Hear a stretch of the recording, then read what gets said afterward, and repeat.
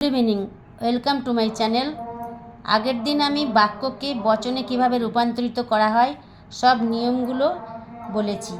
আজকে আমি অনুমান কাকে বলে, মাধ্যম ও অমাধ্যম অনুমানের পার্থক্য কী দৃষ্টান্ত সহকারে দেখিয়েছি, আর অমাধ্যম অনুমান কি যথার্থ অনুমান সেটা সম্বন্ধে লিখছি। অনুমান কাকে বলে? এক বা একাধিক বচনের সাহায্যে এবং সেই এক বা একাধিক বচনের সমর্থনে যখন একটি নতুন বচনে উপনীত হওয়া যায় তখন তাকে বলা হয় অনুমান। যখন ধোঁয়ার জ্ঞান থেকে আগুন আছে এই জ্ঞানে আসি তখন আমরা অনুমান করি।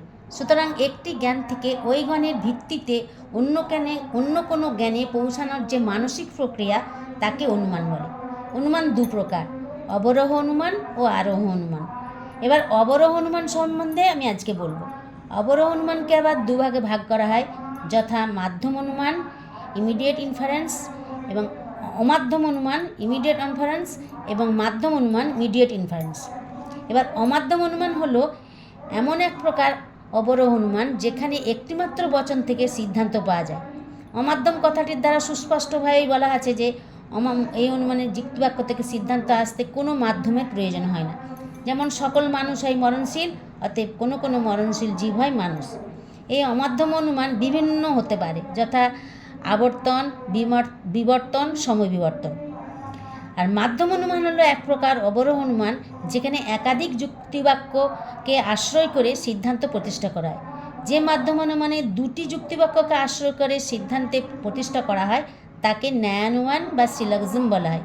যেমন উদাহরণ হচ্ছে, সকল মানুষ হয় মরণশীল, রাম হয় একজন মানুষ, অতএব রাম হয় মরণশীল। প্রথম দুটি যুক্তিবাক্য এবং তৃতীয়টি সিদ্ধান্ত।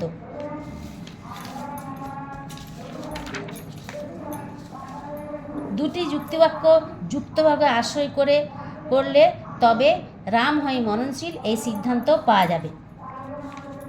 আবার অবরোহ অনুমানের মধ্যে দুটির বেশি হেতুবাক্য বা আশ্রয়বাক্যকেও সিদ্ধান্ত গ্রহণ করা যেতে পারে।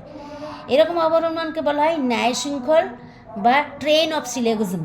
যেমন ক হয় খ, খ হয় গ, গ হয় ঘ, ঘ হয় ঙ, অতএব এখান থেকে সোজা চলে আসলাম ক হয় ঙ। এটা হচ্ছে ন্যায় শৃঙ্খল। এবার হচ্ছে অমাধ্যম অনুমানকে কি যথার্থ অনুমান বলা যায়? এ বিষয়ে তর্কবিদদের মধ্যে মতভেদ আছে। মিল এবং বেইন এই অমাধ্যম অনুমানকে সমর্থন করে না।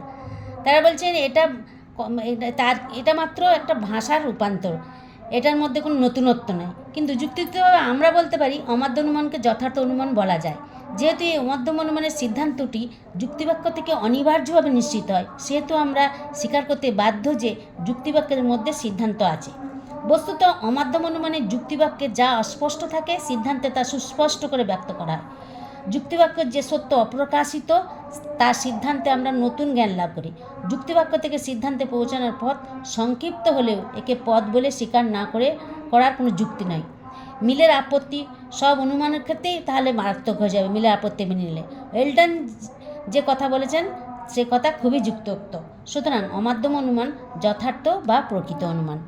আজকের ভিডিওতে আমি এই পর্যন্তই শেয়ার করলাম। আমার ভিডিওটিকে সাবস্ক্রাইব করবে। আমি পরপর সমস্ত লজিক সম্বন্ধে এই ভিডিওতে আমি শেয়ার করব। ধন্যবাদ।